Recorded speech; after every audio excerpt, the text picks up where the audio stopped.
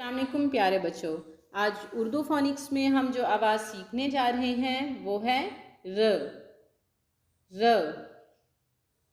ر ر رسی، ر راکٹ، ر راکٹ، ر ریل گاڑی، ر ریل گاڑی، ر ریچ، ر ریچ، ر رکشا، ر رکشا، ر ریڈیو، ر ریڈیو، ر راستہ، ر راستہ۔